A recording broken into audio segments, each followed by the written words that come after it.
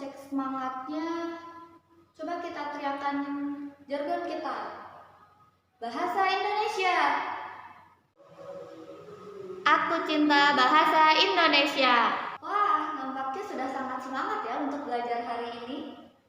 Nah, tapi sekarang Ibu mau mengecek kehadiran terlebih dahulu. Bentar. Iya, pertama Fauza. Hadirah Ibu. Iya, hadir. Terus Nur. Hadirah Ibu. Ya. Lalu Siti. Hadir Ibu. Iya, berarti hadir semua ya hari ini. Nah, minggu lalu kita sudah belajar teks prosedur. Apakah ada yang masih ingat apa itu teks prosedur? Saya Ibu. Silakan Siti. Teks prosedur adalah teks yang memuat langkah-langkah untuk melakukan sesuatu atau menghasilkan sesuatu. Iya, benar sekali. Nampaknya semuanya masih ingat ya pada pembelajaran minggu lalu. Nah, untuk hari ini kita akan belajar teks fabel. Sudah mengenal kan semuanya apa itu teks fabel? Iya. Nah, sebelum kita masuk ke pembelajaran hari ini, Ibu akan membacakan tujuan pembelajaran serta kompetensi dasar pada pembelajaran hari ini. Tujuan pembelajaran hari ini adalah sesuai dengan kompetensi dasar yang digunakan, yaitu kompetensi dasar 3.15, mengidentifikasi informasi tentang fabel atau legenda daerah setempat yang dibaca atau diperdengarkan. Nah, kemudian indikator capaiannya adalah siswa mampu menganalisis ciri-ciri serta unsur-unsur yang terdapat dalam cerita fabel. Nah, baiklah anak-anak, sebelum Ibu mengulas materi mengenai teks fabel hari ini, terlebih dahulu kita simak bersama video semut dan belalang berikut ini. Nah, setelah kalian menyimak, kalian analisis apa saja unsur-unsurnya, apa saja ciri-cirinya yang kalian temukan setelah kalian menonton video semut dan belalang ini. Kemudian setelah itu kalian presentasikan di depan, kita diskusi bersama mengenai bagaimana ciri-cirinya, bagaimana unsur-unsur yang telah kalian temukan. Mengerti ya? Nah, baik, sekarang simak video berikut ini baik-baik ya.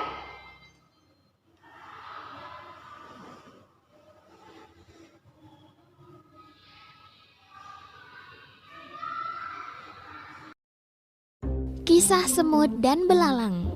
Pada suatu hari di musim panas, di sebuah ladang di hutan yang rimbun, seekor belalang sedang melompat-lompat riang, berkicau dan bernyanyi sepuas hati.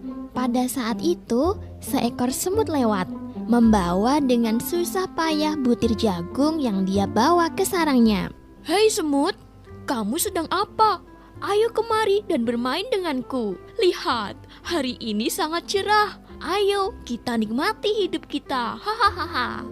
Kata si belalang. Aku sedang menyimpan makanan untuk musim dingin, dan aku menyarankanmu untuk melakukan yang sama, hai belalang. Jawab si semut. Kenapa repot-repot menyiapkan makanan untuk musim dingin? Musim dingin masih lama kan? Lihat, banyak sekali makanan saat ini. Ini tidak akan habis, semut. Tapi semut tidak memperdulikan ajakan si belalang. Dia melanjutkan perjalanan dan melanjutkan kerja kerasnya. Sementara itu, belalang kembali bernyanyi dan memainkan violinnya. Ketika musim dingin tiba, belalang mendapati dirinya lemah karena kelaparan. Sementara itu, semut-semut terlihat berbahagia dan bersenang-senang. Mereka membagikan setiap hari jagung dan biji-bijian dari lumbung makanan yang mereka kumpulkan di musim panas. Selesai. Menonton video tadi, kemudian sudah ya menganalisisnya.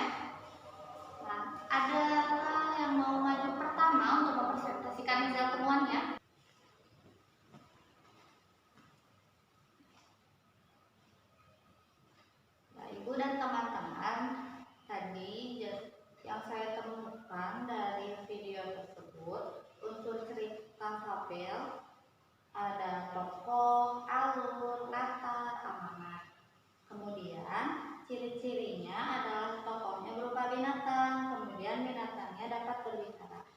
Sekian, terima kasih.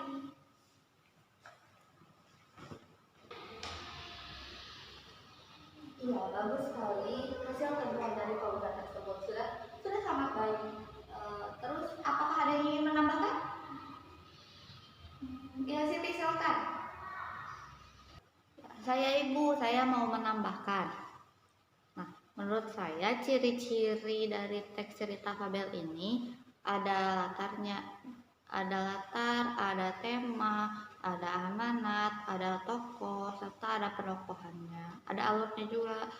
Terus cerita dari teks fabel ini juga sama mengangkat dari kehidupan manusia, Ibu. Iya, benar, bagus sekali tambahannya. Ya, jadi cerita fabel ini merupakan cerita binatang yang berperilaku seperti manusia, seperti halnya tadi. Ada belalang yang bisa bicara, ada juga semut yang bisa berbicara, atau bahkan terkadang hewan-hewan ini berperilaku seperti manusia. Kemudian, terdapat 6 unsur yang ada dalam cerita fabel. Nah, yang pertama ada tokoh, yang kedua ada penokohan, yang ketiga ada latar, yang keempat ada amanat, yang kelima ada alur, dan yang keenam ada tema. Tokoh. Nah, dalam menganalisis tokoh ini terdapat 3 peran yang dapat kita analisis. Yang pertama ada protagonis. Nah, tokoh protagonis ini merupakan tokoh yang memiliki sifat yang baik, seperti rajin, tidak sombong, suka membantu, dan lain sebagainya. Tokoh ini juga kerap sekali disukai oleh para pembaca. Nah, seperti tokoh semut pada cerita tadi yang memiliki sifat rajin, atau semut merupakan tokoh protagonis. Kemudian yang kedua ada tokoh antagonis. Nah, antagonis ini merupakan kebalikan dari tokoh protagonis yang tadi. Nah, jika tadi protagonis memiliki sifat yang baik, maka di sini tokoh antagonis memiliki sifat yang jahat atau kerap sekali tidak disukai oleh pembaca, seperti misalkan malas, licik, culas, dan lain sebagainya. Nah, seperti kalau dalam cerita video yang tadi adalah tokoh belalang, di mana dia memiliki sifat yang malas, kemudian dia menghasut kepada tokoh semut untuk tidak mengumpulkan jagung karena itu percuma. Itu menurut tokoh belalang. Nah, maka berdasarkan hal tersebut tokoh belalang ini dapat kita golongkan menjadi tokoh antagonis. Nah, kemudian yang ketiga ada tritagonis. Nah, tokoh tritagonis ini merupakan tokoh netral, yaitu tokoh yang menjadi penengah di antara tokoh protagonis dan tokoh antagonis. Ya, kemudian ada penokohan. Nah, dalam penokohan ini kita menganalisis wataknya dia seperti apa, kecenderungan malaskah dia, atau merajinkan dia, atau suka membantu atau tidakkah dia. Nah, seperti itu yang kita analisis dalam penokohan ini. Unsur yang ketiga adalah latar. Nah, latar ini dapat kita analisis menjadi 3 bagian. Yang pertama adalah latar suasana. Latar suasana ini merupakan latar yang menggambarkan keadaan atau suasana yang dirasakan oleh tokoh, seperti gembira, sedih, marah, kesal, dan lain sebagainya.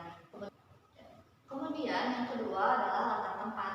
Nah, latar tempat ini adalah lokasi di mana peristiwa dalam cerita tersebut terjadi. Seperti tadi dalam video semut dan belalang, lokasi terjadinya adalah di hutan, maka latar tempat dalam peristiwa tersebut adalah hutan. Yang ketiga ada latar waktu.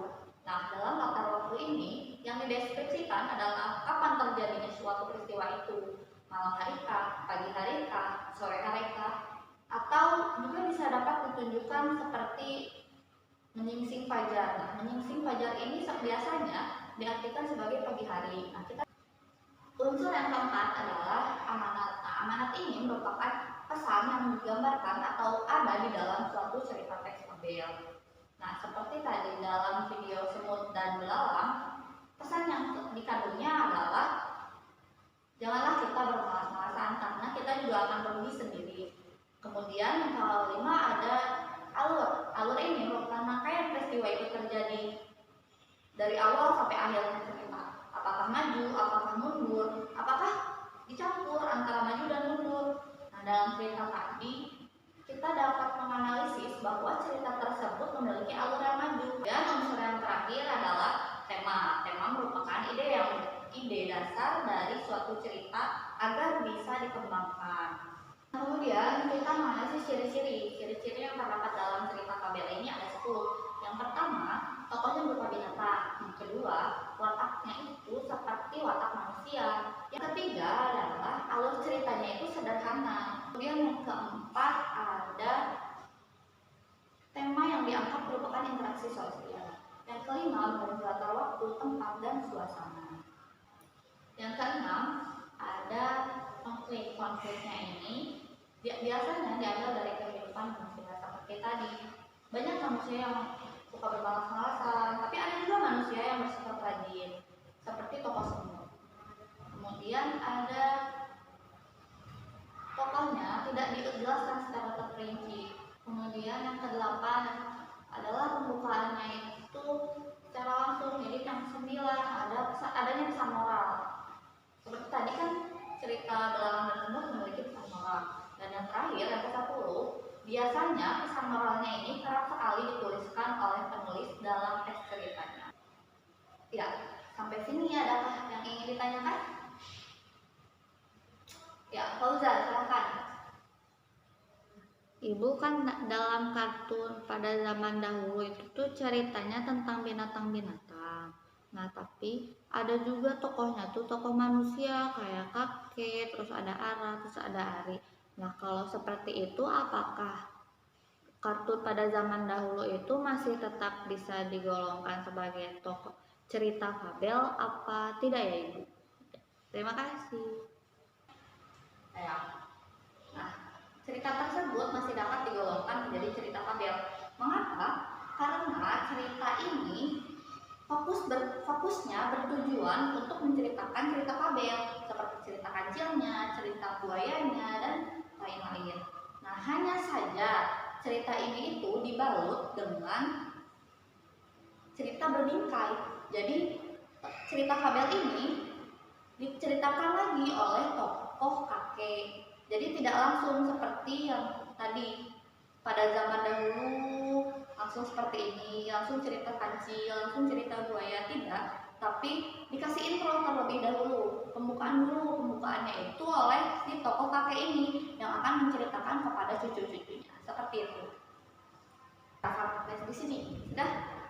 Ada yang ingin ditanyakan kembali? Baik, jika tidak ada, sekarang kita akan mengerjakan tugas individu. Nah, di sini Ibu punya teks cerita si Momen yang Serakah. Nah, di sini nanti kalian akan diinstruksikan untuk membaca bagaimana cerita ini.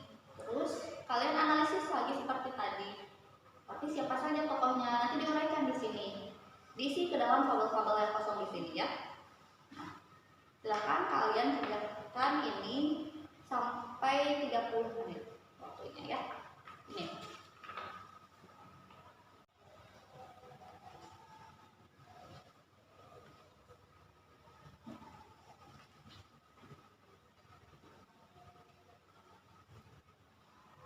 Ya baik, sudah ya semuanya. Sudah selesai mengerjakannya. Nah, berarti sudah paham ya, berarti mengenai cerita teks fabel ini. Cerita ini merupakan cerita binatang yang berlaku seperti manusia. Unsur-unsurnya tadi ada 6. Yang pertama ada ya, tokoh, yang kedua ada penokohan, yang ketiga ada latar, yang keempat ada amanat, yang kelima ada alur, dan yang keenam ada tema. Nah, kemudian cerita ini memiliki 10 ciri-ciri yang seperti telah disebutkan. Ya, kemudian untuk pembelajaran minggu depan, kita masih akan belajar tentang teks cerita fabel ini. Tetapi minggu depan kita akan mempelajari bagaimana gaya bahasa yang digunakan dalam teks cerita fabel. Nah, sebelum belajar kita bertemu minggu depan, kalian boleh membaca dulu materi tentang gaya bahasa teks fabel ini. Boleh dari buku paket kelas 7 ataupun dari internet. Silahkan dipilih ya. Baiklah, Ibu akhiri pertemuan kali ini. Assalamualaikum warahmatullahi